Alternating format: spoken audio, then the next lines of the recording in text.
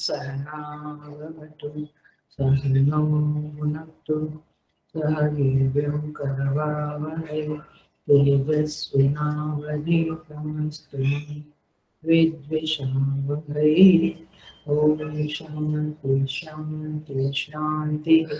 समस्तजनकल्याणे निरतं करुणामये नमामि चिन्मयं देवं तत्पुरुषं ब्रह्मविद्म्।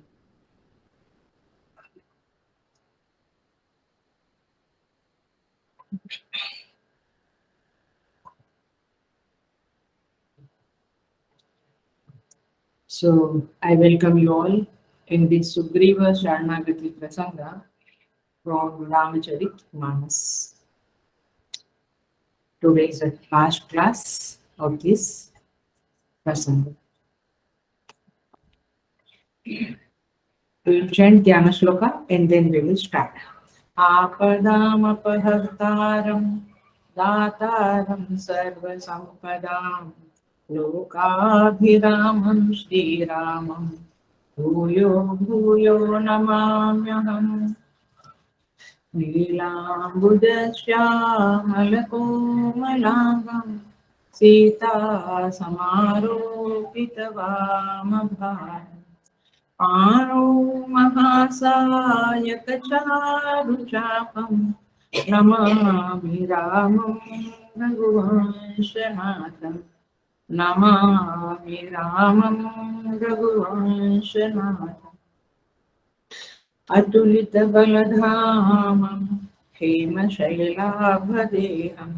धनुजवनकृशानं ज्ञानिनाम् अग्रगण्यं सकलगुणनिधानं वानराणाम् अधीशं रघुपतिप्रियभक्तं वातजातं नमामि लोकाभिरामं रणरङ्गधीरं राजीवनेत्रं रघुवंशनाथं कारुण्यरूपं करुणाकरन्तं श्रीरामचन्द्रं शरणं प्रपद्ये श्रीरामचन्द्रं शरणं प्रपद्ये मनोजवं मारुततुल्यवेगं जितेन्द्रियं बुद्धिमतां वरिष्ठं वातात्मजं वानरयूथमुख्यं श्रीरामदूतं शरणं प्रपद्ये श्रीरामदूतं शरणं प्रपद्ये।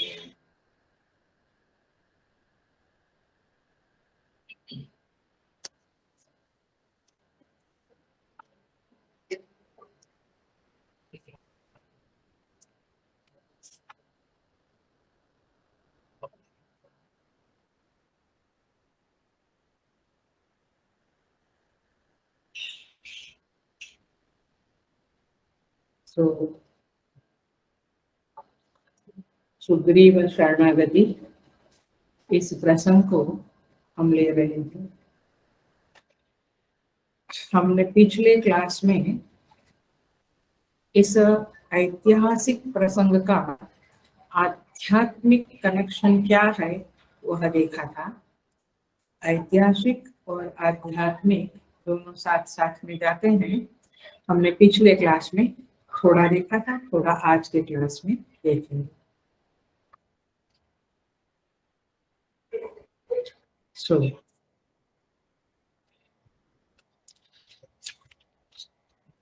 हमने यह देखा था कि वाली और सुग्रीव दोनों एक जैसे दिखते थे, तो भगवान थोड़े संदेह में पड़ गए और भगवान ने सोचा कि किसको मारूं, क्योंकि एक रूप तुम भ्राता दो, सुग्रीव को भगवान कहते हैं तुम दोनों एक सरीखे दिखते थे, तो मैं किसको मारूं?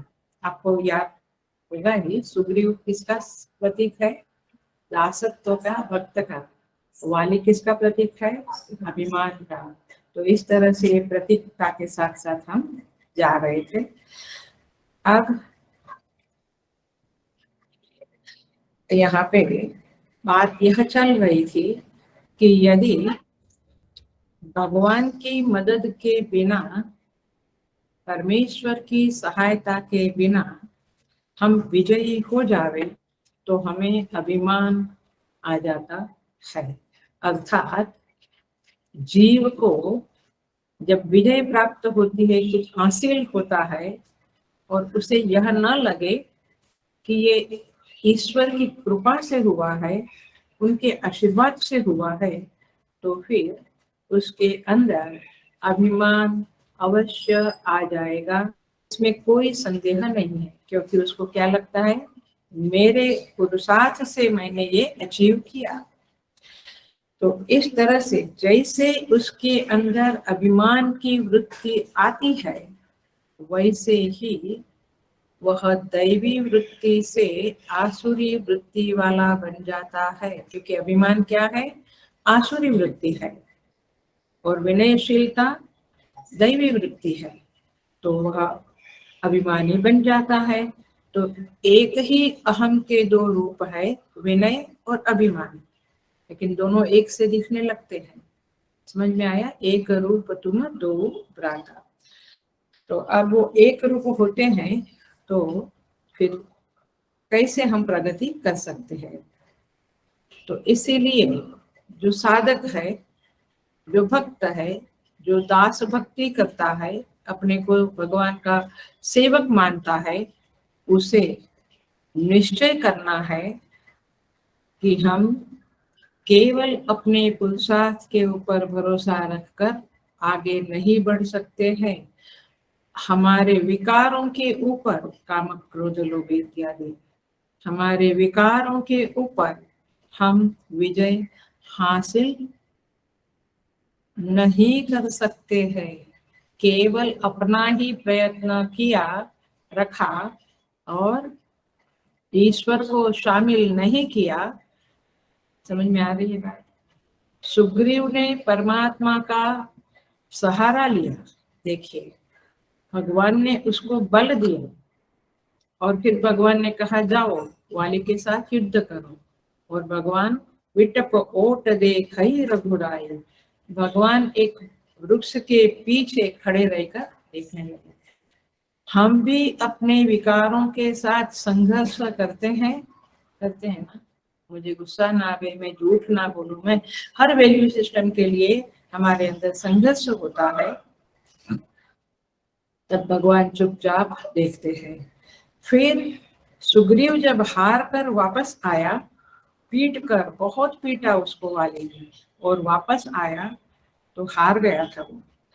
तो भगवान ने, गोस्वामी जी लिखते हैं, कर पर सा सुग्रीव शरीरा, भगवान ने सुग्रीव के शरीर पे हाथ पसारा, मतलब कि हाथ फेरा, मतलब कि उसको सांत्वना दिया।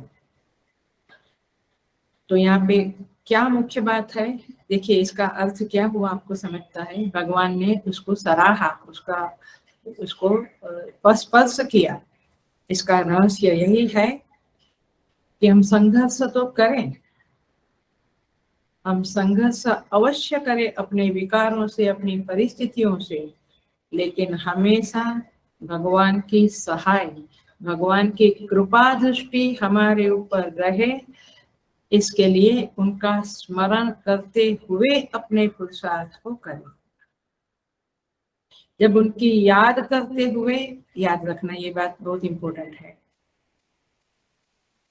जब हम भगवान की याद रखते हुए अनुष्ठान का संकल्प लेते हैं, अथवा कोई भी शुभ संकल्प लेते हैं, कर्मकांड करते हैं ना, जब शुभ संकल्प लेते हैं, रोज पाठ करते समय भी हम संकल्प लेते हैं ना। पहले बोलते हैं भगवान ये पाठ करने जा रहा हूँ और आपकी कृपा रहे और मुझे सुख शांति एक्सेट्रा जो भी मिले, और एंड में भी हम भगवान की कृपा चाहते हैं। तो ये है साधना की, सनातन धर्म की पद्धति। तो फिर होता क्या है पता है, जब हमने भगवान का स्मरण किया, उनको याद करके अनुष्ठान लिया, नहीं तो अनुष्ठान ऐसे लेते हैं कि मैं 1.25 लाख जप करूंगा और मुझे ये चाहिए, बात खत्म हो गई। ऐसे नहीं होगा। आया, मैं 1.25 लाख जप करूंगा माने क्या, माने मेरे जप से मुझे ये प्राप्त होगा, ऐसे नहीं होगा। भगवान को इंक्लूड करके उनकी कृपा की याचना करते हुए जब हम संकल्प लेते हैं तो अवश्य वह फलीभूत होता है। सो तात्पर्य यही है कि भगवान को इंक्लूड करो अपने संकल्पों में, परमात्मा के अस्तित्व को अनुभव करो, एहसास करो उसके कृपा का। तो इस तरह से आत्मबल बढ़ेगा और आपके संकल्प की पूर्ति होगी। ये बड़ी आई ओपनर बात है, ये बड़ी जबरदस्त बात है जो आपके प्रैक्टिकल में लाने वाली है, लाने जैसी है, और इसीलिए इसको याद रखना। तो बहुत बार हम बोलते हैं मैंने किया ना 3 अनुष्ठान किया इसीलिए मेरे हस्बैंड का बिजनेस देखो बढ़ गया, मेरा बेटा देखो फर्स्ट आया। नहीं, आपकी सेवा के कारण, आपके साधनों के कारण नहीं हुआ, उसमें यदि उनकी कृपा नहीं मिली होती तो नहीं होता था। तो केवल अपने पुरुषार्थ से कुछ नहीं होता है। पुरुषार्थ तो करना है, हेलो, पुरुषार्थ तो करना ही है, लेकिन उस पुरुषार्थ में उनकी कृपा भी मिलनी चाहिए। तो भगवान अब से अपने हाथ से सहलाते हैं, उसका शरीर वज्र के समान बन जाता है। अर्थात जब हम परमात्मा को इंक्लूड करते हैं तो हमारा आत्मबल बढ़ जाता है, समझा? उसका शरीर का बल बढ़ा, आध्यात्म में क्या लेना है, हमारा आत्मबल बढ़ जाता है। और कहते हैं कि भगवान ने फिर वापस गया और फिर बहुत मार खा के आया। तो हमें लगता है कि हम भगवान को इंक्लूड करते हैं फिर भी मार खाते हैं, खाना ही है, क्योंकि तब जाकर आपका अहंकार डाइल्यूट होगा। फिर भगवान ने उसे माला पहनाई। देखिए ये जो गोस्वामी जी के लाइनें हैं वो जरा आप ध्यान से देखिए, एक के बाद एक स्टेप है साधना का, ऊपर जाने का। तो फिर भगवान ने उसे माला पहनाई, मेली कंठ सुमन कई माला, पठवा पुनि बल देई विशाला। फिर भगवान ने उसको बहुत बल देकर उसको माला पहनाया और वापस भेजा। माला पहनाने का क्या अर्थ हुआ? माला पहनाने का यही अर्थ हुआ कि अब सुग्रीव मेरा है, उसको एक रिकॉग्नाइजेशन मिला, उसको एक विशिष्टता मिली कि वह अब विशिष्ट हो गया क्योंकि भगवान ने उसे माला पहनाई। आप समझ रहे इस बात को? जब आपकी योग्यता बढ़ती है तो ईश्वर आपको अपना बनाते हैं। आया? गुरुजनों से भी हम जब ये सुनते हैं, हमने सुना था पूज्य गुरुदेव से, जब हमारे घर से पूछा गया कि ये समर्पित होना चाहती है चिन्मया मिशन में, क्या तो फिर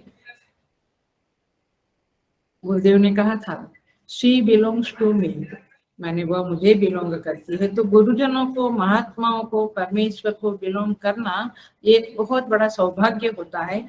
और इसीलिए सुग्रीव जब माला पहन के गया तो वो विशिष्ट बन गया, भगवान ने उसे अब अपना बना लिया। और इस तरह से पुनः लड़ाई शुरू हुई। पुनि नाना विधि भरी लड़ाई, विटप ओट देखई रघुराई। फिर से युद्ध हुआ, भगवान फिर से विटप के ओट में पीछे जाकर देखते हैं, लेकिन कुछ नहीं हुआ। फिर से सुग्रीव को बहुत पीटा। अब वह ही हारा भयमानी, अब वो हार गया, मन से हार गया, जैसे साधक हार जाता है, प्रभु ये इतना दोष जो मेरे अंदर है वो कैसे निकलता नहीं है, मेरे अंदर विकार जो है वो कैसे निकलता नहीं है, मैं हार गया हूँ उसके साथ युद्ध करके। समझ में आई है, आ रही है बातें? कभी किया है आप लोगों ने अपने अंदर संघर्ष कि हम झूठ ना बोले, हम क्रोध ना करें, हम समय का सदुपयोग करें, हम साधना में ही हर क्षण बितावे।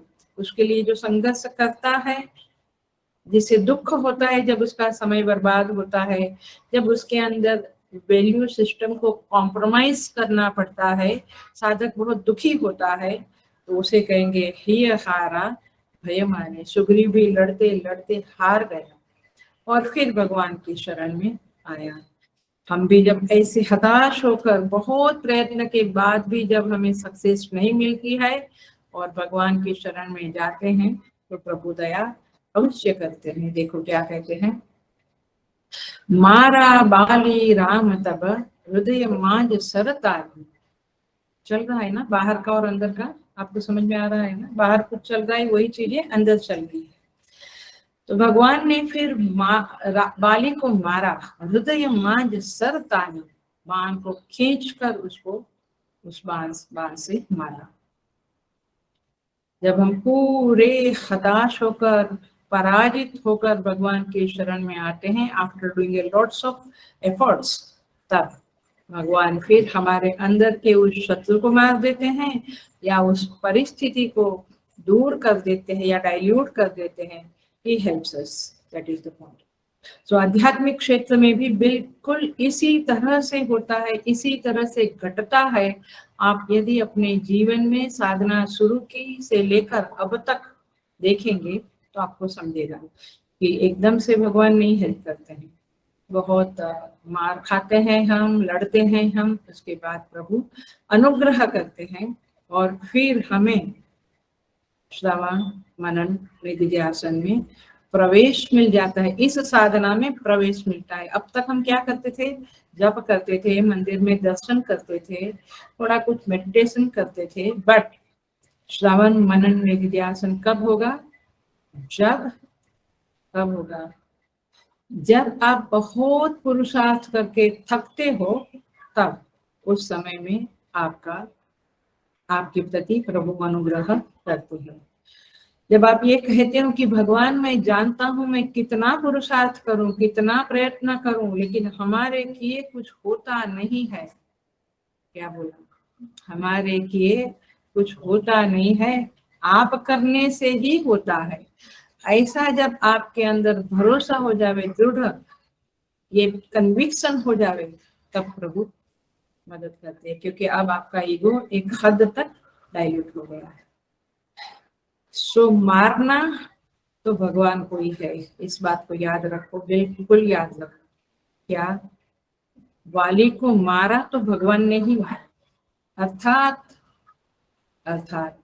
हमारे अंदर के अभिमान को, ईगो को मारना है तो भगवान को ही मारना है। आप स्वयं उसे मार नहीं सकते। You can not kill your ego. क्यों? अब सुनना, इसका लॉजिक सुनना, जो लॉजिकल थिंकिंग वाले हैं अच्छी तरह से सुनना, बाकी के लोग भी सुनना। अभिमान की मैं एक सिद्धांत वाक्य बोलती हूँ, आप इसे लिख लेना और उसके ऊपर बहुत मनन करना। अभिमान की निवृत्ति पुरुष तंत्र में होना संभव नहीं है। अभिमान की निवृत्ति पुरुष तंत्र में होना संभव नहीं है, वह साधना का परिणाम भी नहीं है। माने अभिमान की निवृत्ति साधना का परिणाम नहीं है। समझ रहे हैं आप वाक्य को? Are you getting? माने हाउ मच साधना यू डू, अभिमान की निवृत्ति है, साधना का परिणाम नहीं है। आपकी हेल्थ खराब है तो बैड हेल्थ की निवृत्ति साधना का परिणाम है। कुछ और सिचुएशन है तो वो साधना के द्वारा आप हटा सकते हैं, लेकिन अभिमान की निवृत्ति साधना का परिणाम नहीं। साधना can not give you egolessness, अहंकार छूटता नहीं है। फिर साधना क्यों करना? सुग्रीव भी कहा था कि सब कुछ छोड़कर मैं आपका भजन करना चाहता हूँ। अब प्रभु कृपा करहूं ए भांति, सब तजी भजन करहूं दिन राति। भगवान ने मना कर दिया। क्या है? लड़ाई तो हमें करनी पड़ेगी, साधना हमें करनी पड़ेगी, बहुत घनघोर साधना करनी पड़ेगी। ये 10 माला और 5 माला से कुछ नहीं होगा। कई बार लोग कहते हैं काफी हो गया, 11 माला करता हूँ। 11 माला क्या, कुछ भी नहीं। रोज की 300, 400, 500 माला करें तब जाकर होता है। वो भी उसके साथ श्रवण मनन निधिध्यासन होगा तब। तो लड़ाई तो हमें करनी पड़ेगी। और सुन लो कान खोल कर, लड़ाई में पराजय भी हमारा होगा ही होगा।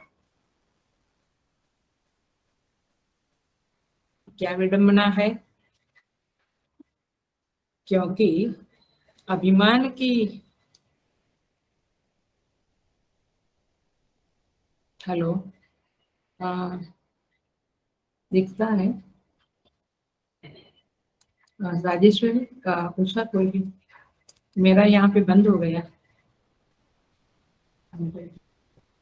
नहीं अम्मा, ऑन है, चल रहा है। हमको सुनाई दे रहा है अम्मा। या अम्मा, इट्स फंक्शनिंग। मैं फिर से एंट्री मारती हूँ क्योंकि यहाँ से निकल गया है मेरे। आपको सुनाई दे रहा है? हेलो, यस अम्मा, सुनाई दे रहा है, दिखाई भी दे रहा है। अच्छा, एनीवे मैं पुनः ज्वाइन करती हूँ, पता नहीं कुछ। या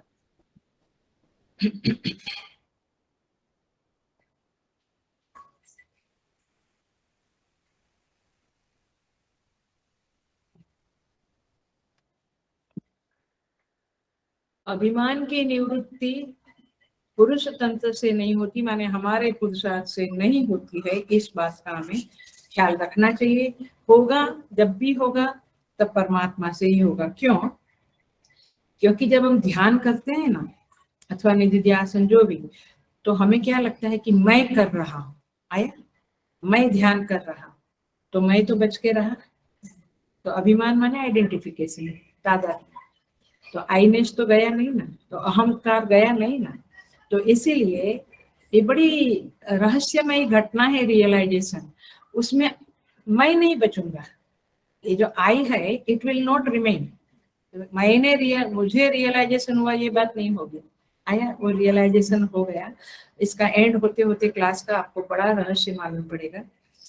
सो ध्यान में तो पता चलता है कि मैं ध्यान करता हूँ, मैं ध्यान में हूँ। तो इसीलिए ये अहंकार की, अहम की निवृत्ति हमारे द्वारा नहीं होती है।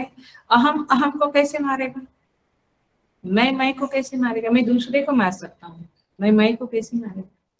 सो इसीलिए निर्विकल्प समाधि भी ध्यान से सुन लेना।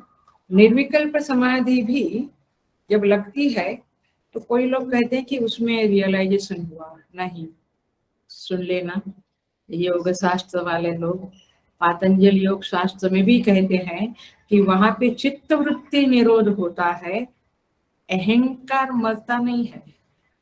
The ego doesn't die into the निर्विकल्प समाधि में भी। और इसलिए ये आइडेंटिफिकेशन है, ये ममत्व है, तादात्म्य है, ये ईश्वर कृपा के बिना नष्ट नहीं होगा। और इसीलिए वाली को भगवान ने मारा। इसका क्या अर्थ है?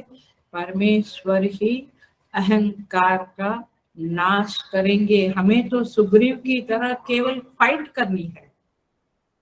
पकड़ में आ रही है बातें? हमें केवल युद्ध करना है, माने अहंकार को डाइल्यूट करने को युद्ध करना है, और फिर भगवान उसको मारेंगे। बहुछल बल सुग्रीव कर हिय हारा भयमानी। बहुत कुछ किया सुग्रीव ने, लेकिन क्या हुआ? नहीं मरा। सो इस तरह से यदि हम कभी हमको लगता है कि हाँ, मैंने अभी क्रोध पे विजय कर लिया है, अभी मुझे किसी चीज का कोई प्रॉब्लम नहीं है, अभी मैं अपने विकारों के ऊपर विजय प्राप्त किया है, लेकिन ध्यान रहे हमारे करने से नहीं होता है। प्रभु ने बाण मारकर, एक बाण मारकर उसको मार डाला। ऐसे प्रभु जब करेंगे तब होगा। सो अभिमान की निवृत्ति प्रभु के द्वारा होती है, अर्थात realization is the area of Bhagavan and it's not the area of sadhaka. साधक अपने आप से रियलाइजेशन नहीं प्राप्त करेगा, पुरुषार्थ से वो पहुंचेगा एक लिमिट तक, एक जगह तक, फिर परमेश्वर उस अज्ञान के पर्दे को फांस देता है, तब जाकर रियलाइजेशन साक्षात्कार होता है। साधक स्वयं अज्ञान के पर्दे को फांस नहीं सकता है। आ रही बात? माने जो बड़े बड़े महात्मा हो गए, जिनको रियलाइजेशन हुआ, ऐसा हम समझते हैं, रमन महर्षि इत्यादि, लेकिन ये प्रभु की ही लीला है। और इसीलिए परमेश्वर जब साधक अपने सारे पुरुषार्थों को आजमा कर हताश होकर अंततः प्रभु की शरण में जाता है, तब अभिमान नष्ट होता है। साधक कैसे अभिमान की निवृत्ति करेगा? जीव के द्वारा जीवत्व नष्ट नहीं हो सकता है। Are you getting this statement? जीव के द्वारा जीवत्व नष्ट नहीं हो, क्योंकि वो कहाँ से करेगा? आया? सो अहम के द्वारा अहम की निवृत्ति कभी नहीं हो सकती है। इस सत्य को गोस्वामी तुलसीदास जी महाराज ने इस सुग्रीव शरणागति की घटना में और बहुत जगह पे रामचरितमानस में वेदांत के सारे सिद्धांतों को इसी तरह से प्रसंगों के कन्वर्सेशन के द्वारा, संवादों के द्वारा बहुत गहरी गहरी वेदांत की बातें बताई है रामचरितमानस में। सो हियहारम, अनुग्रह प्राप्त करने के बाद भी सुग्रीव हारा। हम क्या सोचते हैं, हाँ भगवान कृपा तो किया, लेकिन पता नहीं क्यों मेरे को सक्सेस ही नहीं मिला। इतना इजी नहीं है। अपने भक्तों को तो भगवान अच्छे से ही सफाई करते हैं। सो यहाँ पे कहते हैं, अपने पुरुषार्थ का भरोसा त्याग कर जब हम भगवान की ओर देखते हैं करुणा से, आर्त दृष्टि से, दीन होकर, तब भगवान हमारे वाली को मारता है। अर्थात जो भी दुष्ट वृत्ति है या जो भी अज्ञान की वृत्ति है, उसे प्रभु मारते हैं। तो अभिप्राय क्या निकला? संघर्ष अनिवार्य है, साधक को खूब प्रयत्न करना होगा और भगवान का बल मिलेगा आपको, तब भी आप हारते हैं। इसका अर्थ यह है, ध्यान से सुनना, पुरुषार्थ स्वयं अहंकार का बदला हुआ रूप है और इसीलिए विजयी होने के बाद क्या बचेगा? मैं विजयी ऐसा बोलने के लिए आप बचेंगे क्या? मुझे साक्षात्कार हुआ, क्योंकि तू तो मर गया। मर गया माने क्या हुआ, एंड में बताती हूँ। तो मैं विजयी, आप जीते तो भी हारे, हारे तो भी हारे।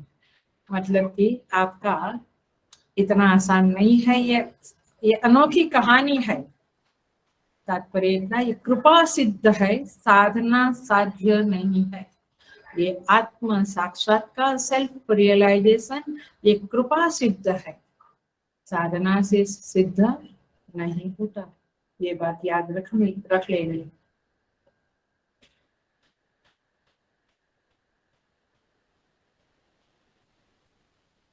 जब मुझे लगा कि मैंने नहीं मारा, तो न मारने का अहम बचा, न मरने वाले का अहम बचा। सोचिएगा इसके ऊपर। तो अंतिम परिणाम कृपा सिद्ध है। इस बात को वेदांत में, अन्य उपनिषदों में भी बताया गया है। कैसे कहा है जरा देखिएगा। बड़ा मैंने आई एम मिसिंग दैट, वो जो साथ में बैठकर हम चर्चा करते हैं तो बहुत डिस्कशन होती है, बहुत बुद्धि चलने लगती है। अब आपको तो सुनना है केवल और मुझे बोलना है। उपनिषद में कहते हैं, कठोपनिषद में, अरोरणीयान महतो महीयान आत्मा गुहायाम नियतुमितोस्य जंतो तमक्रतो पश्यति वीतशोकः धातु प्रसादात् महिमानमात्मनः। धातु प्रसादात्, धातु माने परमेश्वर, उस परमेश्वर के प्रसाद से अक्रतु पश्यति वीतशोकः, ये साधक उसे पश्यति, पश्यति माने देख लेता है। किसकी कृपा से? धातु प्रसादात्, परमात्मा, धाता है ना, धाता हर्ता, गणपति अथर्वशीष में आता है। तो उस परमेश्वर की कृपा से धाता, धातु प्रसादात् महिमान आत्मनः नायम् आत्मा प्रवचनेन लभ्यः। फिर से कठोपनिषद न मेधया न बहुना श्रुतेन यमेवैष वृणुते तेन लभ्यः तस्यैष आत्मा विवृणुते तनुं स्वाम। कितना प्रवचन करो, सुनो, कुछ कुछ करो, न मेधया बुद्धि को चलाओ, लेकिन ये परमात्मा, ये आत्मा ऐसे नहीं मिलता है। कैसे मिलता है? यमेवैष वृणुते तेन लभ्यः, जो उसको पसंद करता है उसका वरण करता है। वरण माने समझता है ना, मुझे केवल आत्मा ही चाहिए, आत्मा ही चाहिए और आत्मा ही चाहिए, लॉलीपॉप नहीं चाहिए। तात्पर्य ये है कि ये डेडिकेशन आने से तस्यैष आत्मा विवृणुते तनुं स्वाम, उसी के सामने आत्मा स्वयं प्रकट होती है। आप उसे प्रकट नहीं कर सकेंगे, वो स्वयं प्रकट होगी तब होगी। तो ये सारी बातें शास्त्र की बताती है, चाहे रामचरितमानस हो, चाहे उपनिषद हो, चाहे गीता हो, सर्वत्र ये बातें बताई गई। मैंने पिछले क्लास में भी कहा था कि पूज्य गुरुदेव स्वामी चिन्मयानंद जी एग्जाम्पल देते हैं नींद का, स्लीपिंग। जब नींद आती है तो निद्रा ये पुरुषार्थ सिद्ध नहीं है, समझता है कितना प्रयत्न कर, जिस दिन चिंता ने घेर लिया है या कुछ हेल्थ में गड़बड़ है तो नींद आपके पुरुषार्थ से नहीं आती, वो जब आती है तो पता भी नहीं चलता है। समझ में आया?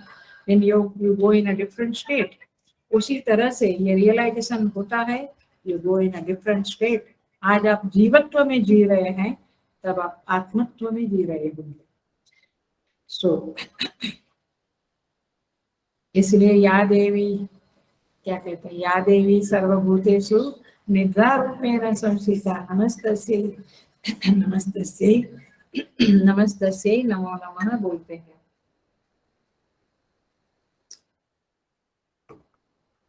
मारा बाली राम तब हृदय माज सरतान। भगवान राम ने फाइनली वाली को मारा।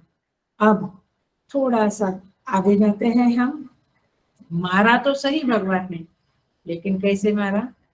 पीछे से मारा। आई बात, पीछे से भगवान ने मारा। क्यों? सुनिए, अभी इसका भी लॉजिक सुनिए और उसके ऊपर बहुत मनन करना है। अभिमान के दो पहलू है। आने वाली महाराज अभिमान का प्रतीक है, उसको भगवान ने पीछे से मारा। क्यों? एक बड़ा लॉजिक प्रस्तुत कर रही हूँ। अभिमान के दो पहलू है, हमने पिछले क्लास में देखा था। एक है विषयाशक्ति और दूसरी है कर्माशक्ति। तो अभिमान या तो विषय का आश्रय लेकर रहता है, माने क्या, मेरे पास मर्सिडीज है, मेरे पास एरोप्लेन भी है और मेरे इतने प्रॉपर्टी है और इतना धन, विषय ऑब्जेक्ट। या तो विषय का आश्रय लेकर रहती है या कर्म का आश्रय लेकर ये अभिमान रहता है। निराश्रय कभी नहीं रहता है, अभिमान कुछ न कुछ आश्रय पे रहता है। तो विषयाशक्ति और कर्माशक्ति ये दो वृत्ति है हमारी, करेक्ट। हमें ऑब्जेक्ट्स में बहुत अटैचमेंट है ना। ओ ये ड्रेस तो कभी नहीं दूंगी किसी को, हुआ ये साड़ी, ये कार में आप लोग नहीं, केवल मैं ही यूज करूँ। दोनों वृत्तियां रहती है और उसको, उस वृत्तियों को विषयाशक्ति और कर्माशक्ति, देख लेना साधक लोग, सेवक लोग, ध्यान रखना इस बात को। इस दोनों को आप स्वयं सामने से मार नहीं सकते। हम कितना सोचे कि अब बहुत काम किया, बहुत रजस अभी थोड़ा कम करूं, काम माने कर्म अभी कम करें, नहीं होगा। विषय के प्रति थोड़ा अट्रैक्शन मेरा कम होवे, नहीं होगा। अपने मन की कमजोरी के पार जाना है, उसे ओवरकम करना है, तो उसका उपाय यही होगा कि उस कमजोरी के सामने मत पड़ो, मैंने वो चीज सामने मत रखो। सिंपल लौकिक एग्जांपल दे दूं तो क्या YouTube पे बैठते हैं आप, चैट पे बैठते हैं आप, उसको पास में रखो ही नहीं ना, उसको दूसरे कमरे में ही डालो। कमजोरी के सामने मत आओ, उसको सामने मत रखो, उसके सामने मत पड़ो। So many things are there in the life जो हमारी कमजोरी है, तो उसके सामने मत पड़ो। तो आप कहेंगे ये तो पलायन हो गया। नहीं, भगवान का नाम क्या है? एक रण छोड़ राय की जय, है ना? रण छोड़कर रण विजयी हो गए। देखो ये कमाल, रण छोड़कर रण में विजयी हो गए। तो इसीलिए कभी कभी हमें इस वीकनेस से दूर रहना है, उस चीज से दूर रहना है। क्यों? क्योंकि जो बाली था उसका बल डबल हो जाता है ना सामने आने से। तो इस तरह से विषयाशक्ति का भी बल बढ़ता है। यदि विषय को सामने रखकर हम बहादुर बने कि मैं तो तुझे जीतूंगा ही जीतूंगा, नहीं होगा, तो कुछ समय के लिए उसे दूरी बनावे, फिर धीरे धीरे हमें पता चलेगा कि I can stay without that also, मैं उसके बिना रह सकता हूँ। तो इस तरह से आप धीरे धीरे उससे दूर हो सकते हैं, उसको ओवरकम कर सकते हैं। इसका क्लासिकल एग्जाम्पल है रामचरितमानस में ही है। देखिए कुंभकर्ण का याद आता है। कुंभकर्ण सो रहा था जब युद्ध का ऐलान हुआ, राम रावण युद्ध का। उठाया गया उसको, रावण ने कहा सेवकों को जाकर उसको उठाइए। सारी कहानी कुंभकर्ण ने सुनी, क्या हुआ है, क्यों उठाया गया है, नहीं तो उसको तो 6 महीना सोना है, लेकिन बीच में उठाया उसको तो सुना। तो क्या बोलता है देखिए, जगदम्बा हरि आनी अपसठ चाहत कल्याण। रावण जगदम्बा का हरण करके लाया और अभी अपना कल्याण करना चाहता है, माने ही वाज इन द पक्ष ऑफ धर्म। समझ में आया? धर्म के पक्ष में बोला कि मेरा भाई ने सती सीता का हरण किया और अब अपना कल्याण करना चाहता है, मैंने युद्ध में विजयी होना चाहता है। तो बिल्कुल सात्विक भाव में था। तो रावण था, विद्वान था। रावण ने सोचा ऐसे बात नहीं बनेगी। उसे कुंभकर्ण की सारी कमजोरियां मालूम थी और इसीलिए उसने क्या किया, रावण मागे कोटि घट मद अरु महिष अनेक। रावण ने घड़े के घड़े भर के शराब उसके सामने रख दिया और बहुत सारा मांस रख दिया, मांस और मदिरा। गोस्वामी जी कहते हैं महिष खाई करी मदिरा पाना, महिष खाई मांस खाया मदिरा पान किया, गर्जा वज्रा घात समाना। और वज्राघात की तरह गर्जना करने लगा, युद्ध के लिए तैयार हो गए। आप समझ रहे हैं, कोई व्यक्ति आप माने हमारी अपनी साधना के संदर्भ में समझे, हम जितना अच्छा होने जाते हैं ना, कोई ना कोई जो स्वार्थ है जिसका हमारे पास से पकड़ी बात पकड़ी, वो क्या करेगा, हमारी वीकनेसेस हमारे पास रखकर हमारी उस वीकनेस, माने गुजराती में कहते हैं वो दुखती नस दबाओ, जो नस दुख रही है ना उसको दबाते हैं, फिर हम बदल जाते हैं, साधना ही बदल जाती है अपनी। और कभी कभी एक अच्छा साधक एक दुर्जन बन जाता है। सो इसीलिए सब कुछ सावधान रहने की बातें हैं यहाँ पे। तो भगवान कहते हैं यहाँ पे माने अभिमान के 2 पहलू है, विषयाशक्ति कर्माशक्ति, जो साधक को बहुत सताती है और साधक उससे बाहर आना चाहते हैं तो बच्चे के बच्चे हो जाते हैं, फिर बच्चे जाते हैं अमेरिका मैं नहीं बोलूंगी आगे, बहुत कुछ होता है। और फिर आप कहते हैं ये तो हमारा ड्यूटी है। कितना ड्यूटी है, ये कहाँ तक आपका ड्यूटी है, ये सब कुछ समझने वाली बातें होती है। But anyway it's not a subject now. So आसक्ति का पदार्थ सामने रखकर संयम की विजय चाहते हैं, ये मूर्खता है, अत्यंत दुश्वार है। कई बार लोग कहते हैं हम घर में ही रहकर वैरागी की तरह रहते हैं, अच्छी बात है, कितना वैरागी की तरह रहते हैं परमेश्वर ही जाने। सो वाली को भगवान ने बाण मारा, उसके बाद वाली ने बहुत तर्क वितर्क किया और भगवान ने समुचित उत्तर दिए और फिर भगवान ने उसको सद्गति दे दी। ये जो वाक्य मैं बोल रही हूँ, भगवान ने निज धाम पठावा ऐसा लिखते हैं, उसकी चर्चा हम थोड़ी देर बाद करेंगे। लेकिन अभी तो हम आते हैं, थोड़ा सा आगे बढ़ जाते हैं चर्चा।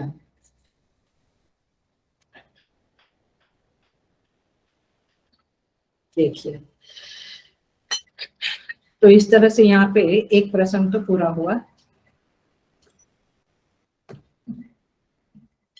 अब हम थोड़ा और डिटेल में जाते हैं, अच्छा दूसरे एंगल से देखते हैं। रामचरितमानस में दो प्रकार के भाव विद्यमान है, ध्यान से सुनना। एक आध्यात्मिक सत्य है और एक ऐतिहासिक सत्य है। रामचरितमानस में एक ऐतिहासिक हिस्टोरिकल ट्रूथ है और एक स्पिरिचुअल ट्रूथ है। पकड़ा अभी इंग्लिश बोलने के बाद? Spiritual truth and historical truth. Ramayana में जब प्रतीकों को लेकर बातचीत करते हैं तो ऐसा लगता है कि जैसे कि ये एक नॉवेल है, ये घटनाएं शायद नहीं घटी है और ये प्रतीक के रूप में हमें कुछ जीवन के सत्य बताने की कोशिश हो रही है। लेकिन रामायण इतिहास है। इतिहास माने समझता है ना, इतिहास, इति प्लस प्लस आस। इति माने ऐसा ही निश्चित में हुआ है, उसे कहते हैं इतिहास। आस माने हुआ। सो ये कल्पना नहीं है, ये नॉवेल नहीं है, हेलो, ये इतिहास है, ये हिस्ट्री है, ये हुआ है। इसका लॉजिक बताऊं, सॉलिड लॉजिक दिया है आचार्यों ने। क्या है इसका लॉजिक? ये है, ध्यान से सुनना। कोई भी कवि जो नॉवेल लिखता है या कविता लिखता है, ये महाकाव्य है एक तरह से। कोई भी कवि अपनी कल्पना के नायक का भक्त नहीं होता है, उसकी शरणागति में नहीं जाता है। समझ में आई बात? Any poet will not surrender to his own path। लेकिन यहाँ पे वाल्मीकि जी देखिए, संपूर्णतया राम जी को सरेंडर है। गोस्वामी तुलसीदास जी राम के परम भक्त है, तो अपना ही बनाया हुआ रामायण का जो पात्र, मुख्य पात्र राम है, क्या कविता होती तो फिर वो उसको सरेंडर करते, उसके भक्त होते थे? अपनी एक कल्पना है, अपनी कल्पना से हमने कुछ स्टोरी लिखी, उसमें कोई पात्र है तो हम उसके भक्त थोड़े होंगे।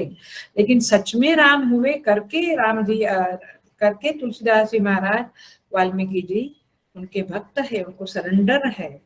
और इसीलिए वाल्मीकि जी ने लिखने के पहले शुरुआत में पूछा, क्योंकि ये बात जरूर होनी चाहिए। आजकल टीवी वगैरह में भी बहुत फैलता है, बच्चों को भी बहुत कुछ अनाप शनाप सिखाया जाता है कि it was not a history, it is just imagination of Goswami Tulsidas ji या वाल्मीकि जी।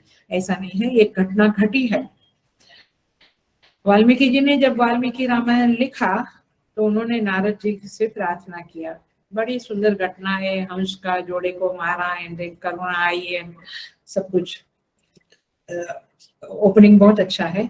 तो नारद जी को पूछते हैं, को अनु अस्ति, मेरी लेखनी का नायक बनने लायक कौन है? मैं कुछ लिखना चाहता हूँ, हे नारद जी, मेरे अंदर कवित्व स्फुरित हो रहा है। कौन अस्ति, कौन है जो मेरी लेखनी का नायक बने? आर यू गेटिंग हिंदी का ये भाषा? मेरी लेखनी किस नायक के बारे में लिखे, किस महापुरुष के बारे में लिखे? मैं कलम चलाना चाहता हूँ, but I don't want to write a lower character, I want to write a big character. तो रचना का केंद्र बिंदु कौन है, कौन हो सकता है? नारद जी आप मुझे गाइडेंस दीजिए। गुणवान, वीर्यवान, वो अस्ति। 16 गुण गिनाते हैं, सारा नहीं बोलूंगी क्योंकि फिर हम देखेंगे अपने अंदर तो एक गुण पाना भी। तो 16 गुण गिनाते हैं, ऐसा कोई चरित्र है क्या? नारद जी उत्तर देते हैं, क्या कहते सुनो, ये 16 गुण में से एक गुण भी किसी के अंदर होएगा तो वो महान हो जाता है, वो आदमी महान हो जाता है। लेकिन 16 के 16 गुण किसी में है तो वह है राम। भगवान राम में 16 के 16 गुण है। और कैसा आंसर देते हैं देखो, नारद जी कहते हैं, इक्ष्वाकु वंश प्रभवः रामो नाम गुणाकरः। इक्ष्वाकु नाम के वंश में राम जिसका नाम है वो गुण का आकर है। आकर माने खान है, खान शब्द समझता है ना, खान माने गुणों की खान है, ये माने सारे गुण उसके अंदर बैठे हुए हैं। तो देखिए, गुण आकर माने गुण उसके अंदर बैठे हुए है, उसके अंदर रहते हैं। जरा कटाक्ष से भाषा में बोलती हूँ, आफ्टर ऑल गुणों को भी कहीं रहना होता है ना। गुण हवा में तो नहीं लटकते हैं। आप में अहिंसा का गुण है, आप में सत्य का गुण है, ऐसा हम बोलते हैं ना। तो गुण को कहीं रहना है। तो राम कौन है? जहाँ हिंदी भाषा है समझ लेना, जहाँ सद्गुणों को रहने की जगह मिली हुई है। राम गुणों का शरण स्थान है। राम गुणों का शरण स्थान है। ये सत्य, ये विनयशीलता, ये शालीनता, ये अक्रोधत्व माने ये हमारे पास भी आते हैं। समझना, हमारे पास भी आते हैं। हम उसको कहते हैं अच्छा ठीक है आए हो तो आइए, कितना दिन पकड़ा, 2-4 दिन रहते हैं फिर निकल जाते हैं। क्यों? क्योंकि हम उनकी जगह पे क्रोधत्व, अशालीनता, अविनयशीलता को लाते हैं। तो हम उसे रख नहीं पाते। हमारे घर में भी ज्यादा रह नहीं सकते। घर में माने अंतःकरण।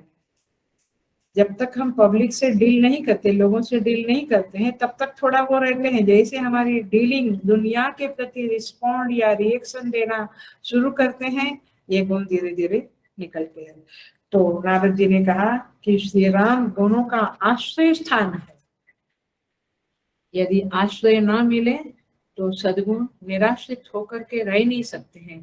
और इसीलिए राम की पूजा करनी है, राम का नाम लेना है, राम को हमें नमन करना है, क्योंकि ये सद्गुणों को उन्होंने अपने अंदर जगह दी है परमानेंटली। नॉट लाइक अस, थोड़े दिन आए फिर चले गए, फिर वापस हम उसको बुलाते हैं अथवा वे आते हैं, हम कहते हैं आ जाओ आ जाओ, और फिर उसको भगा देते हैं। इस तरह से चलता रहता है हम लोगों का। सो कोनो अस्ति सांप्रति लोके, वर्तमान में कौन है जिसका जप करने से मुझे इस कवित्व की योग्यता आई है। तो वाल्मीकि जी को राम का जप करने से एक कवि बने। कवि का अर्थ समझता है? कवि माने कविता लिखने वाला नहीं। कवि का अर्थ संस्कृत में अथवा शास्त्र में है क्रांतदर्शी। क्रांतदर्शी माने, क्रांत माने एक सीमा, जैसे समुद्र की एक सीमा है, उससे पार कौन देख सकता है?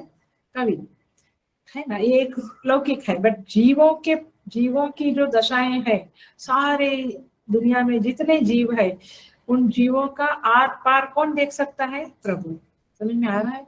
क्रांतदर्शी, तो कवि माने क्रांतदर्शी। तो वाल्मीकि जी में ये क्रांतदर्शित्व आया है, उसकी योग्यता आई है, और वे राम जी का चरित्र निरूपित करते हैं, और इसीलिए वे उनके भक्त है। नहीं तो कोई नाटक वाटक लिखा और उसका पात्र का कोई भक्त नहीं बनता है। तो ये एक बात है।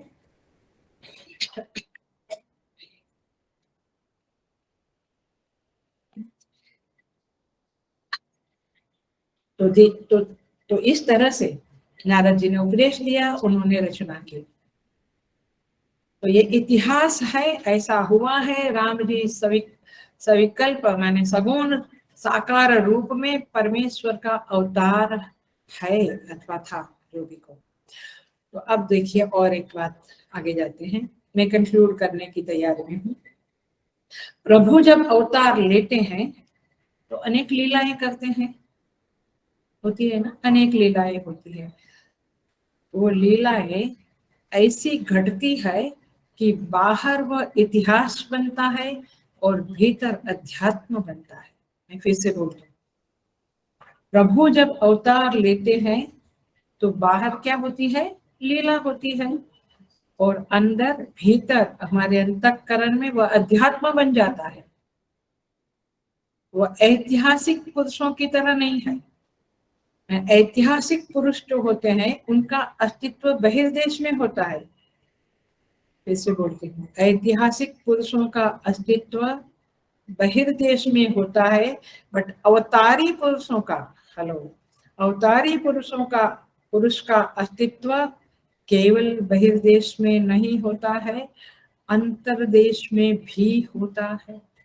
वे राम बहिर्देश में हुए आज हमारे अंतर्देश में भी विराजमान है।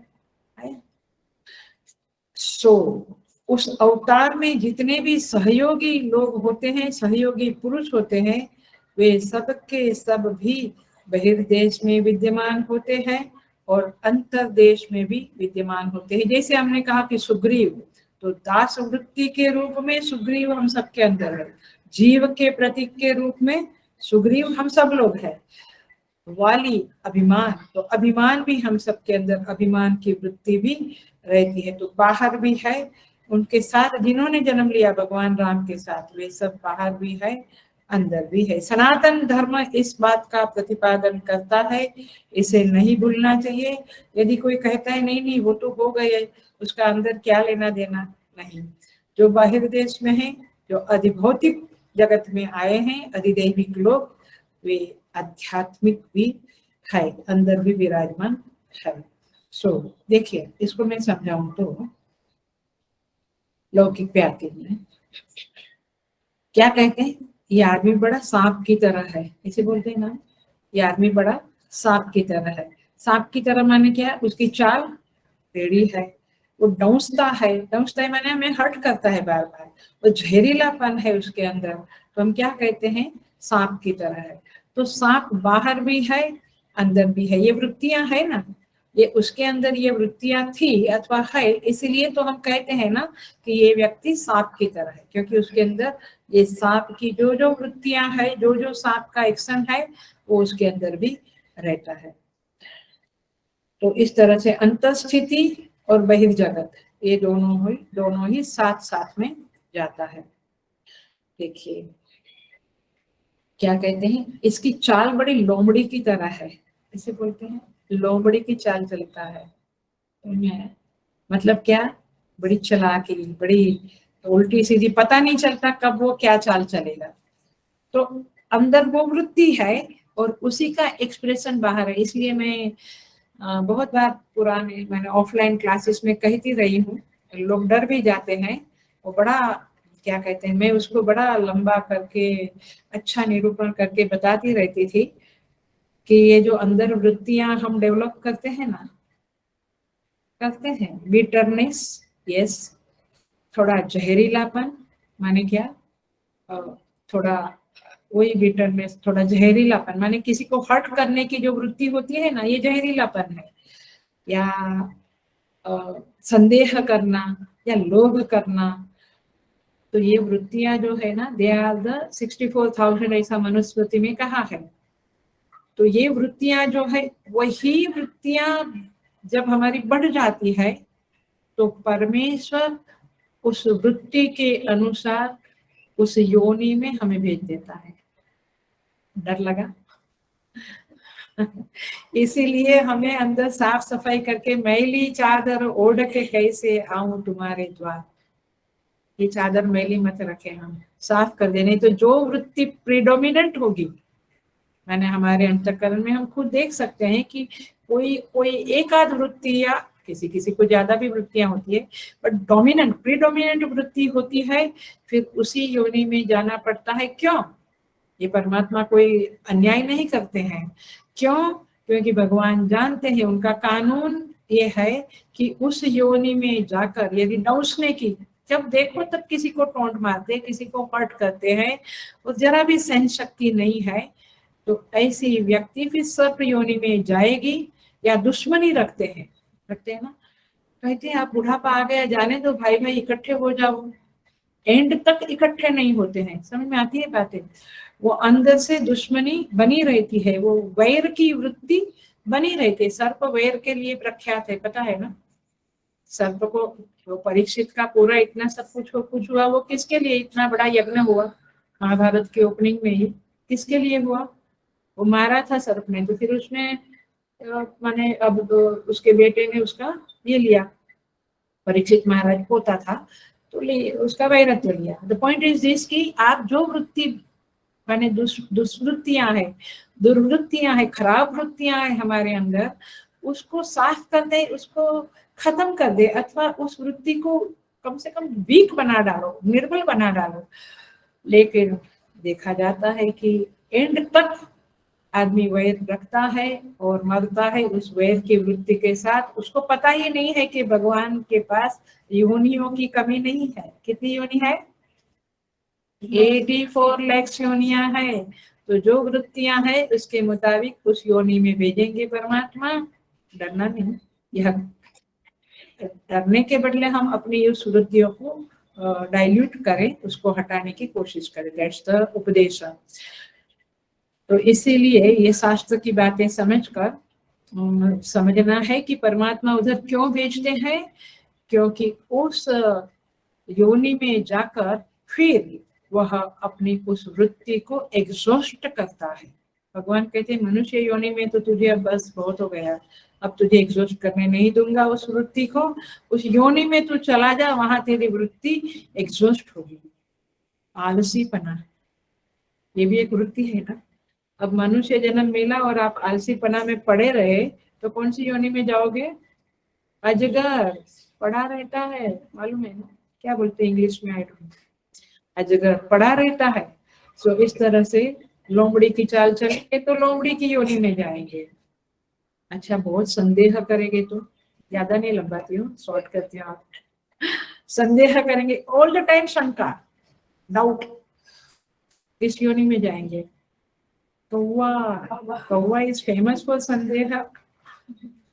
अच्छा, बहुत लोभ करेंगे, किसी की चीज स्नेच करने की इच्छा रखेंगे, तो कौन सी योनि है? गीध, गृद्ध योनि है। स्नेच करता है ना, गृद्ध की दृष्टि हम कहते हैं ना, बड़ी पैनी होती है, उसका नजर सबकी चीजों के ऊपर जाता है और वो ये मैंने अपना जो शिकार है उसको ले लेता है। ऐसे ही मनुष्य यदि गृद्ध वृत्ति रखेगा, लोभ वृत्ति, स्नेच करने की वृत्ति, समड़ी, ये सारी जो योनियां है ये हमारी वृत्तियों का ही एक्सप्रेशन है। और इसीलिए बहिर्जगत अंतर जगत को देखना जरूर चाहिए। न अकेला बहिर्जगत है, न अकेला अंतर जगत है, दोनों जगत है, विद्यमान है। और इसीलिए ये अवतारी महापुरुषों की लीलाओं को पढ़ते पढ़ते पढ़ते पढ़ते हमारे अंदर उस प्रतीकों को वृत्तियों के रूप में देखकर हमें जैसे बाहर काम किया गया है वो हमें एक उपदेश है, हमें एक एग्जाम्पल देते हैं।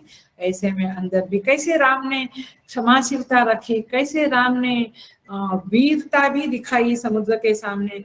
राम ने जो जो वृत्तियां जिस जिस समय में जैसे जैसे धर्माचरण किया उसे हमें अपने अंदर देखना है और उसके मुताबिक जीना है। इसीलिए हिंदू शास्त्र में, अपने सनातन धर्म में ये इतिहास, ये रामायण, ये महाभारत वगैरह इतिहास के रूप में ऋषि मुनियों ने हमें कृपा करके दिया है। लेकिन हमें पढ़ने को टाइम नहीं। हमें तो गीता का 5 श्लोक बोला तो मैं रोज 5 श्लोक बोलता है गीता हो गया। बहुत पढ़ना चाहिए, बहुत पढ़ो, बहुत श्रवण करो, तब जाके शास्त्र पचते हैं, डाइजेस्ट होते हैं, तब जाके जीवन बदलता है। एनीवे, सो इस तरह से यहाँ पे कहते हैं ये अंतर्देश का सत्य दिखने लगता है अवतार की महिमा को समझने से, अवतारों की लीलाएं पढ़ने से। भागवत पढ़ो, महाभारत पढ़ो।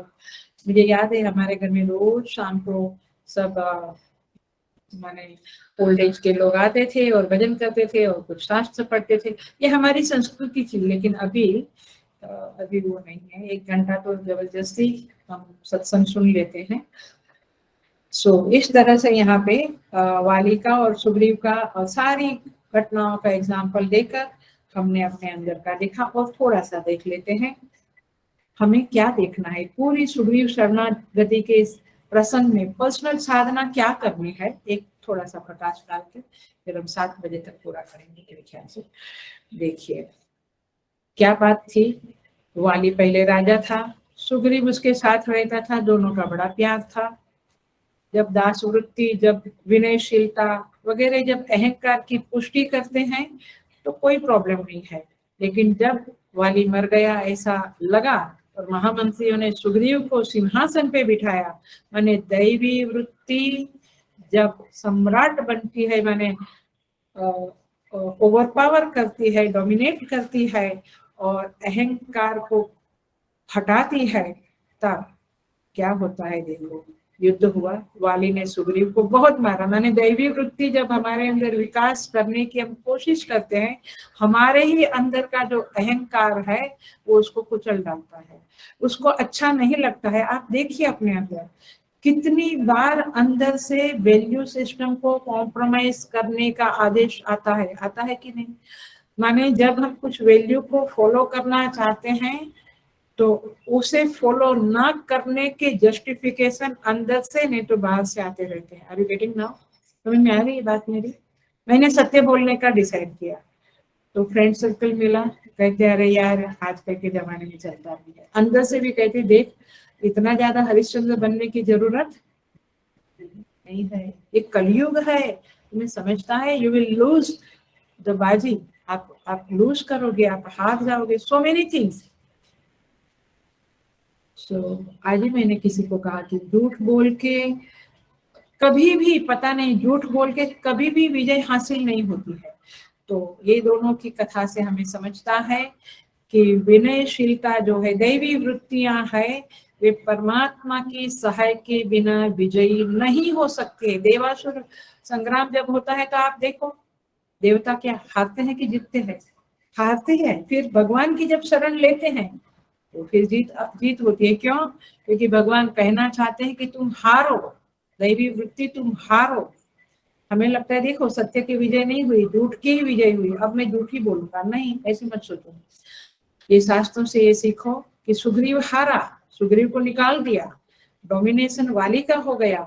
होता ही है जब दैवी वृत्ति ऊपर उठती है, अपना विकास करना चाहती है, अहंकार को डाइल्यूट करना चाहती है। हम सब करना चाहते हैं ना, अपने अहम को, ईगो को डाइल्यूट करना चाहते हैं। तब हमारे ही अंदर की जो अभिमान की वृत्ति है वो दैवी वृत्ति को कुचलने की कोशिश करती है। या अंतर युद्ध देखते रहो और पीछे भी जो कुछ हुआ है उसको भी अवलोकन करो तो पता चलता है। तो सुग्रीव को खूब मारा, फिर भगवान ने उसको शरण दी।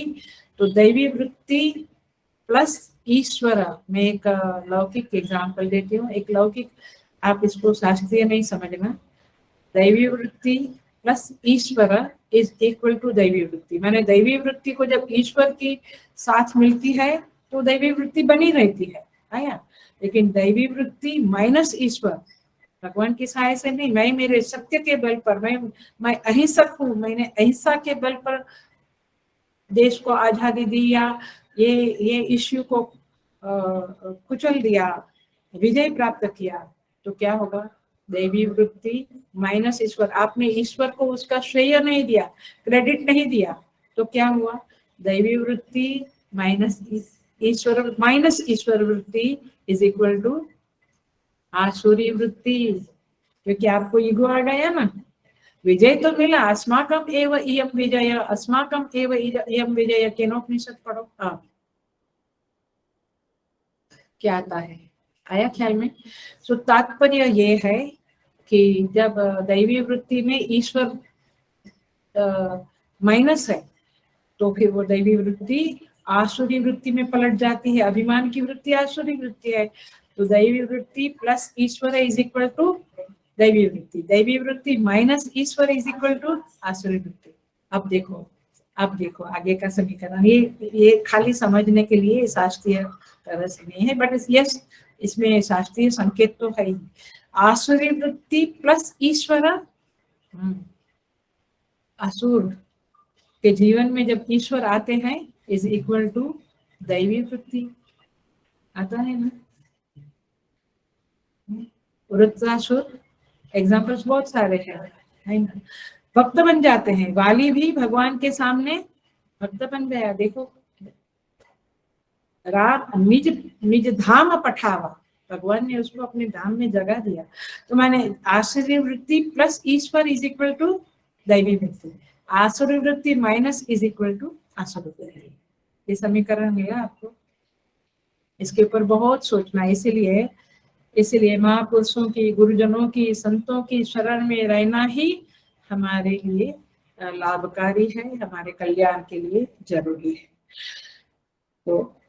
तो फिर इस तरह से ये दैवी वृत्ति की पिटाई होगी। आप ये मत सोचो कि मैं तो इतना अच्छा हूँ, मैं तो सत्यवादी हूँ, लेकिन मुझे ही क्यों ऐसा होगा। आपको क्यों?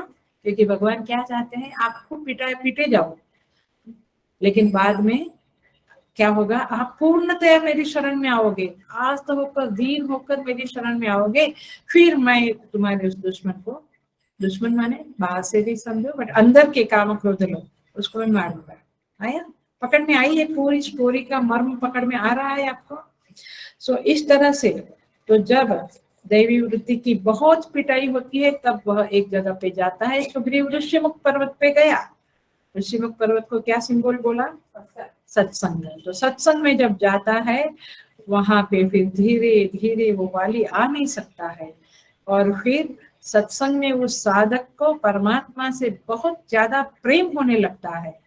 आज तक था, लेकिन अब देखो सत्संग सुनते सुनते बहुत प्रेम होता है भगवान से, क्योंकि महात्मा लोग जो सच्चे महात्मा है या वक्ता है, वो आपके अहंकार की हवा फूकने को नहीं बैठते हैं। समझ में आता है?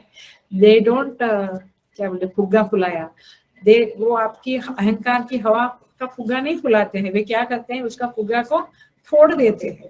समझ में आया? तो आपका, तो इसीलिए अहम की पुष्टि के लिए सत्संग में नहीं जाना होता है, अहम का नाश के लिए सत्संग में जाना होता है।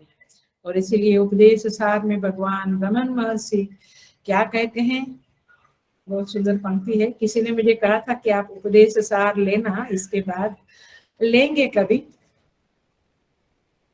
ऐसे तो कोई निर्वाण षटकम भी बोला है, करेंगे, भगवान की कृपा हुई तो उनकी कृपा से सब कुछ होगा तो होगा। तो रमन महर्षि कहते हैं उपदेश सार में, अहम अयम कुतः भवति चिन्वत अयि पतति हम निज विचारणम।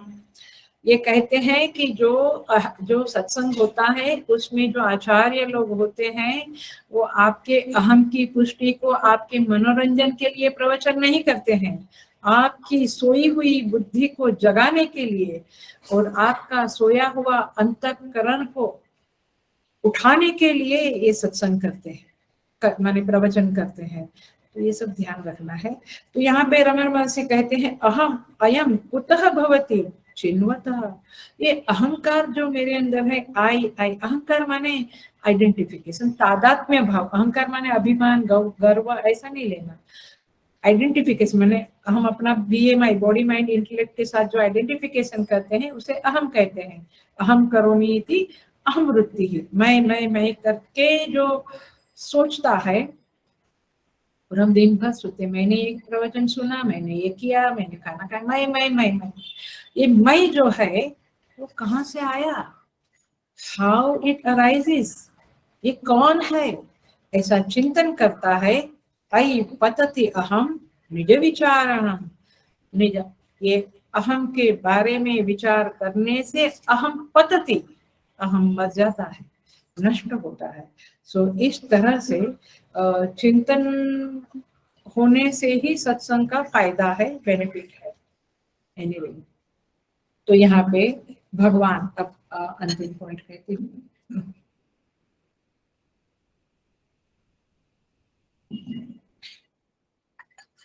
इस तरह से भगवान यहाँ पे वाली को मारते हैं जब सुग्रीव हार जाता है।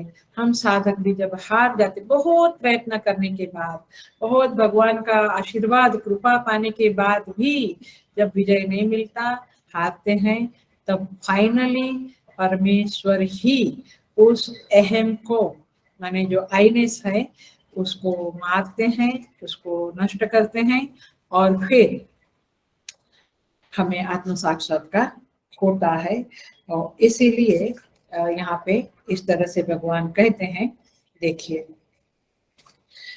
एक और बात देख लेते हैं, तो हमें क्या, हमारे अंदर सुग्रीव महाराज सिंहासन पे, हृदय सिंहासन पे बैठे हैं या वाली महाराज बैठे हैं, ये हमारी साधना है।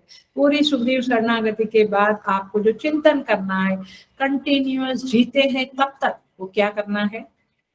सुग्रीव बैठा है, सुग्रीव का राज्य है या वाली, माने ये अहम किस रूप में मेरे अंदर प्रस्तुत होता रहता है।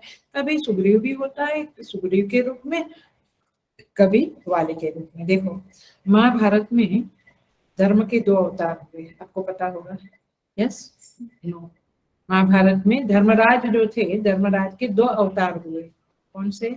एक युधिष्ठिर और दूसरा विदुर। विदुर भी धर्मराज धर्म का अवतार कहलाता है और युधिष्ठिर भी धर्म के अवतार कहलाते हैं। मैं इसलिए कहती हूँ कि अपने अंदर के जगत को इसके साथ कंपेयर करके देखना, ये साधना के पॉइंट्स बता रही हूँ। अब धर्म दोनों पक्षों में था, कौरवों में भी था और पांडवों में भी था। और दुष्टों के पास भी धर्म होता है, ऐसा नहीं दुष्ट दुर्जन माने बिल्कुल ही गया भी था। दोनों पक्ष में, कौरव पक्ष में और पांडव पक्ष में धर्म तो था ही, धर्मराज तो थे ही। लेकिन सुन लो, एक पक्ष में माने पांडव पक्ष में धर्मराज बड़े भाई थे, युधिष्ठिर बड़े भाई थे, राइट।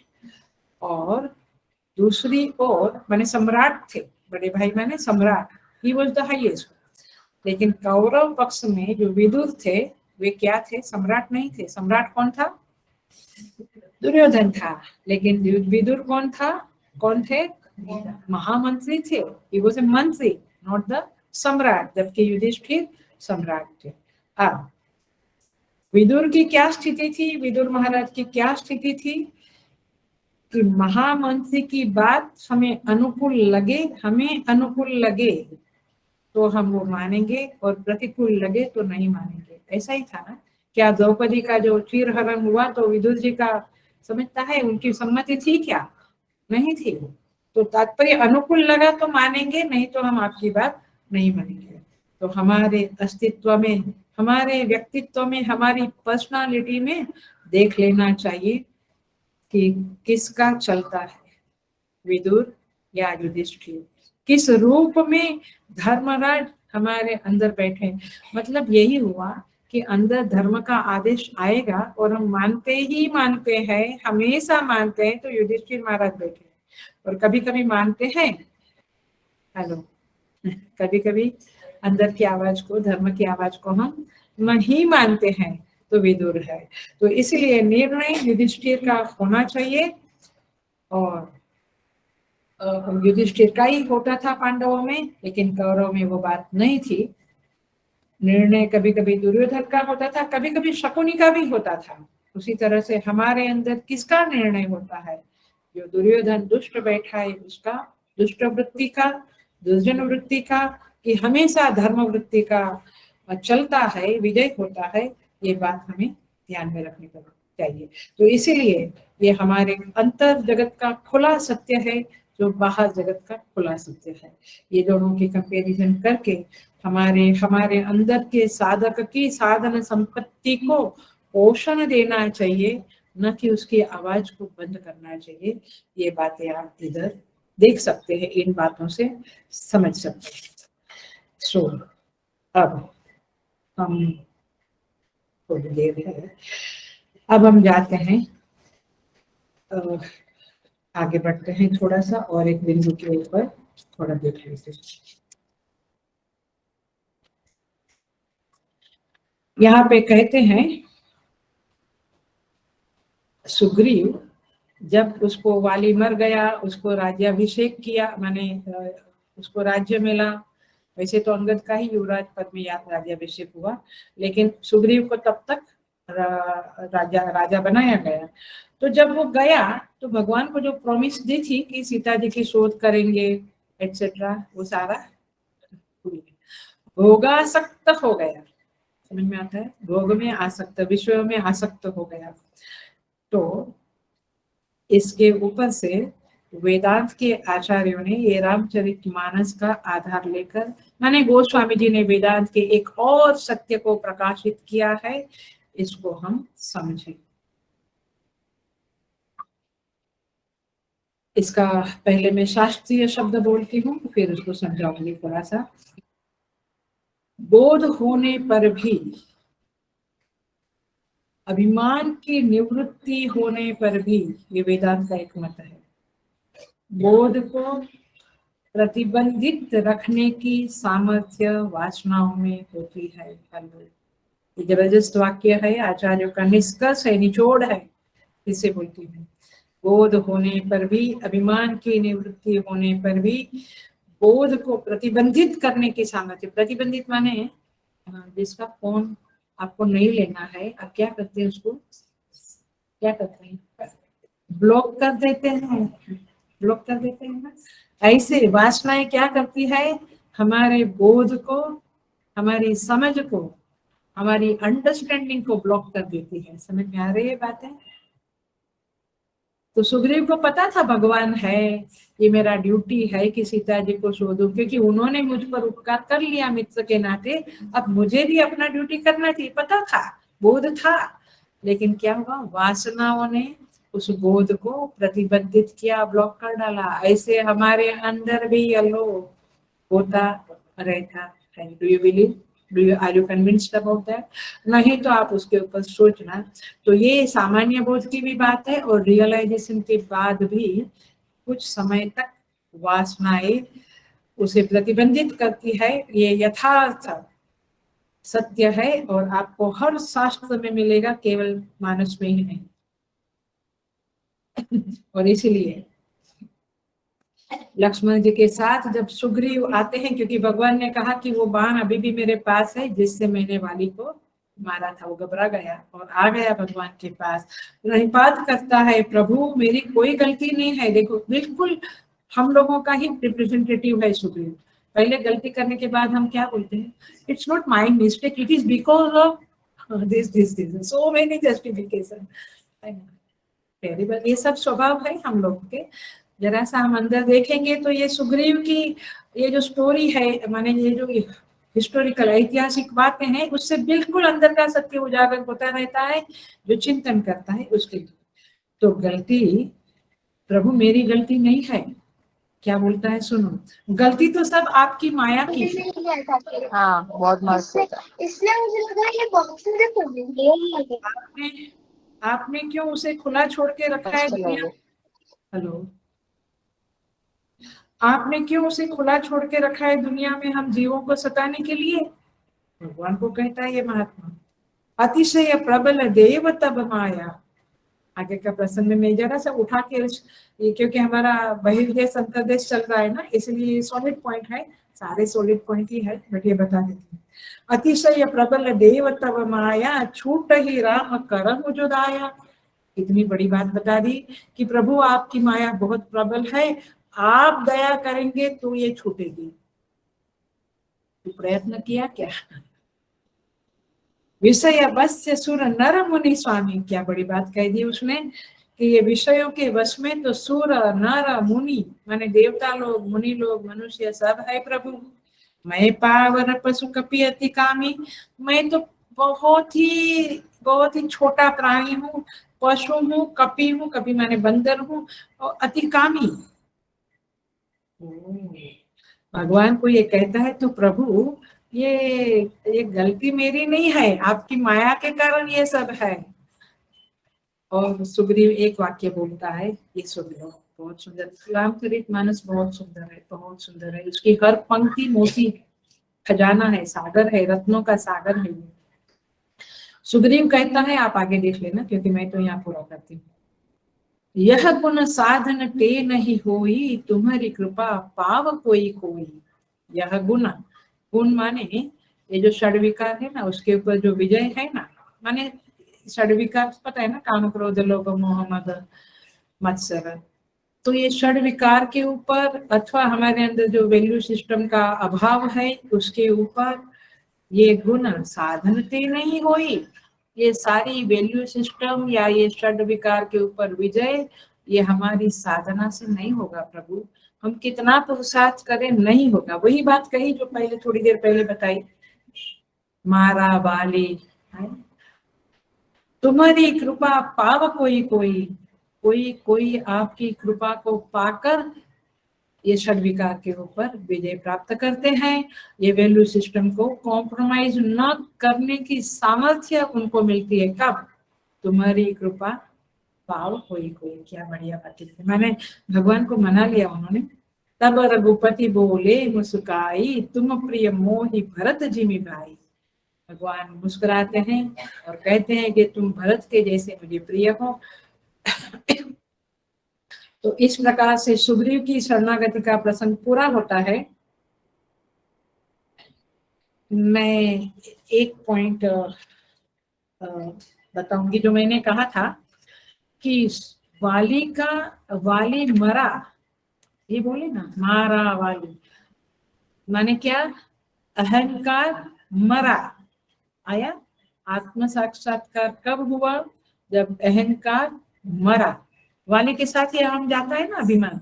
अब उसका रहस्य खोलकर, तो इस आख्यान को बार बार पढ़ना चाहिए और उसका अंतर जगत के साथ का सिमिली समझते रहना चाहिए। पूरा रामायण पढ़िए आपको, और नहीं तो बहुत सारी ये है, बहुत सारी कमेंट्रीज है, मानस पीयूष वगैरह, बहुत बूढ़ा चंद्रिका, बहुत सारी कमेंट्री, 7 कांड की 7 बड़ी बड़ी हजार पेज की कमेंट्रीज है। सुंदर है सब कुछ। ओके, तो देखिए अब एक पॉइंट लेते हैं हम कि वाली को मारा और फिर कहते निज धाम पठारा। भगवान ने उसको अपने धाम पठाया, मतलब क्या, देखिए दैवी वृत्ति हारती है, ये हमने देखा आसुरी वृत्ति के साथ। फिर भगवान का सहाय मिलता है, तब वह आसुरी वृत्ति मरती है। ये पॉइंट याद रखो। अब इसका सेल्फ रियलाइजेशन के साथ, मरना माने अहंकार का नाश होना, माने सेल्फ रियलाइजेशन। यहाँ तक पक्का हो गया माइंड में आपका? तो देखो कैसे होता है, क्या होता है। प्योर वेदांत, पक्का वेदांत बोल रही हूँ और पूर्णाहुति कर रही हूँ। जब तक साधक साधना करते करते करते करते इस बिंदु पर नहीं पहुंचता है कि मेरे से ये आत्म साक्षात्कार होगा कि नहीं, मैं इतना कोशिश किया लेकिन मुझे भगवत दर्शन नहीं हुआ, आत्म दर्शन नहीं हुआ। ये स्थिति में जब साधक पहुंचता है, ऐसे ही नहीं, बहुत कष्ट करके बुद्धि से पूरा चिंतन, अनेक ग्रंथ, सारी प्रस्थान त्रयी के ऊपर चिंतन करके, पढ़ के, मनन करके, निधिध्यासन करके, घनघोर चिंतन करके बुद्धि को ये समझ में आता है जब कि ये आत्मा अथवा परमात्मा ये मेरी बुद्धि के घेरे में आने वाला विषय नहीं है। मैं फिर से वाक्य बोलती हूँ, ये मेरी बुद्धि में आने वाला विषय नहीं है। जैसे ये घड़ी, यहाँ घड़ी है, यहाँ ग्लास है, ये ग्रंथ है, ये मेरी बुद्धि में आया क्या? ये बुक है, ये कंप्यूटर है, ये वॉच है, ये ग्लास है, बुद्धि में आ गया। बुद्धि के घेरे में पदार्थ का ज्ञान आ गया। यस और नो? यस। वैसे परमात्मा क्या है उसका ज्ञान मेरी बुद्धि में, बुद्धि के घेरे में आने वाला, माने आए ऐसा मेरा बुद्धि का सामर्थ्य नहीं है। ऐसा वो हताश होता है, निराश होता है। तब जाकर क्या होता है देखिए। तो बुद्धि के घेरे में संसार की सब चीजें आती है और फिर वो ज्ञान वृत्ति जो होती है कि ये घड़ी है, ये कंप्यूटर है, तो ज्ञान वृत्ति से जुड़कर ये वेदांत है। नहीं समझा तो नहीं समझा, या बार बार सुनना, लेकिन मैं बोल देती हूँ, बहुत ज्यादा गहराई में नहीं जाती। उस ये घट है, उस ज्ञान वृत्ति से जुड़कर मैं क्या बना? घट वृत्ति का ज्ञाता। घट को जाना मैंने, ये घट है, ये कंप्यूटर है, तो कंप्यूटर वृत्ति का ज्ञाता बना मैं। तो इस तरह से बुद्धि के घेरे में जो आया, घट आया, तो घट वृत्ति बनी। परमात्मा आता ही नहीं तो परमात्मा वृत्ति बनेगी कैसे? आ रही है बात पकड़ में? तो घट वृत्ति का तो ज्ञान, घट ज्ञान का तो ज्ञानी बना। तो यहाँ पे ज्ञान और ज्ञानी का संबंध हुआ। ज्ञान माने ज्ञाता, जो जानने वाला है वो, और जिसका ज्ञान हुआ उसका संबंध बना ना। मैं कंप्यूटर का ज्ञाता, तो कंप्यूटर का और मेरा ज्ञान संबंध बना ना। वैसे तो ज्ञानी कौन बना? ज्ञान का अभिमानी। अभिमानी माने उस ज्ञान के साथ, उस ज्ञान वृत्ति के साथ जिसने तादात्म्य किया उसको अभिमान बोलते हैं। तादात्म्य, आइडेंटिफिकेशन किया, वो ज्ञान का अभिमानी बना। तो ज्ञान के अभिमानी को ज्ञानी बोला, विद्या के अभिमानी को विद्वान बोलते हैं। लेकिन परमात्मा का ज्ञान बुद्धि के घेरे में आता ही नहीं है। और इसलिए केनोपनिषद का शिष्य क्या कहता है, मैं ये नहीं कह सकता कि मुझे मालूम है वो परमात्मा, और मैं ये भी नहीं कह सकता कि मुझे मालूम नहीं है। ये श्लोक पता है ना, आगे आता है केनोपनिषद में।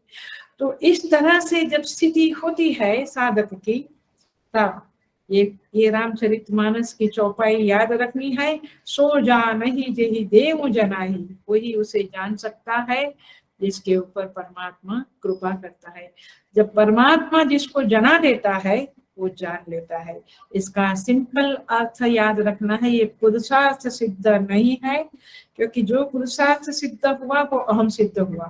पुरुषार्थ और अहम एक ही अहंकार के दो रूप है, और इसीलिए ये है अहम का नाश। हेलो, मैं वाली के मरने के ऊपर आ रही हूँ। अहम का नाश माने वाली का नाश केवल परमात्मा कर सकता है, साधक जो सुग्रीव है वो नहीं कर सकता है।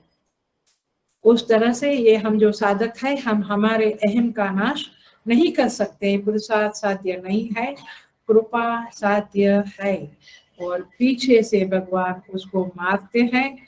और ये रियलाइजेशन की घटना बहुत ही आश्चर्यजनक है, और इस तरह से अहम का नाश होता है।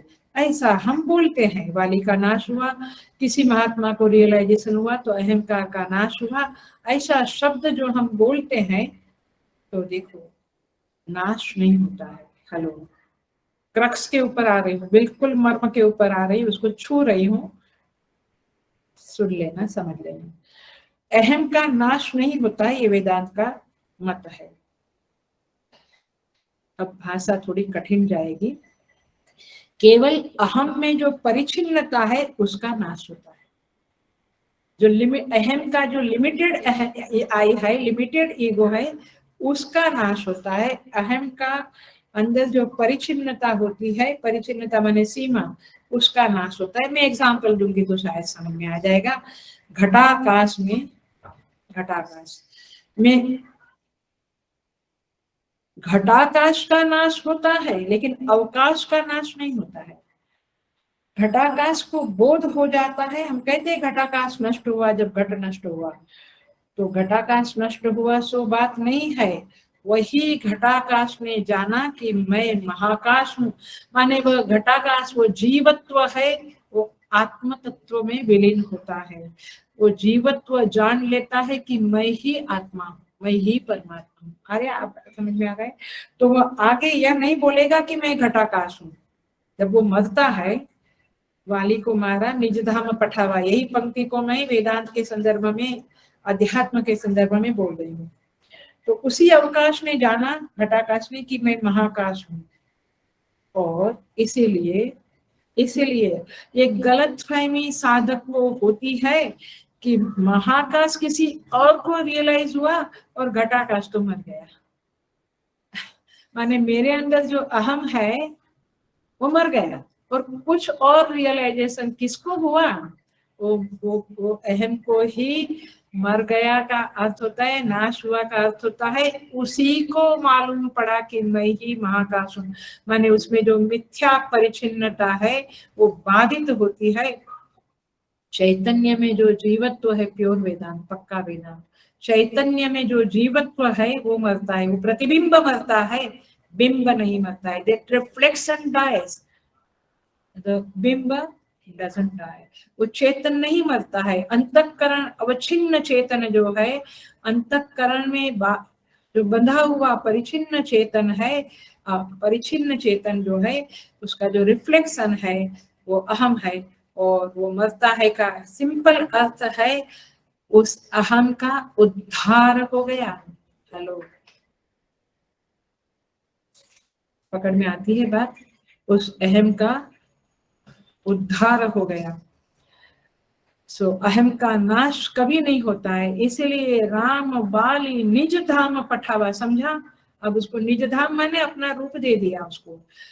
तो अहम का नाश नहीं होता है, अथवा अहम का नाश हुआ और आत्म साक्षात्कार हुआ उसी क्षण, साइमल्टेनियसली। ये वाली के मरने से भगवान उसको मारा, उस घटना से ये वेदांत का पक्का सिद्धांत आपको पकड़ में आया होगा, अथवा नहीं आया है तो आप उसे देख लेना, समझ लेना बार बार सुन के। और इस तरह से ये सुग्रीव शरणागति का प्रसंग हम पूरा करते हैं। भगवान की कृपा से, उनके आशीर्वाद से और आचार्य जनों की कृपा से जो कुछ भी वाणी निकली वो आपके सामने पेश की गई।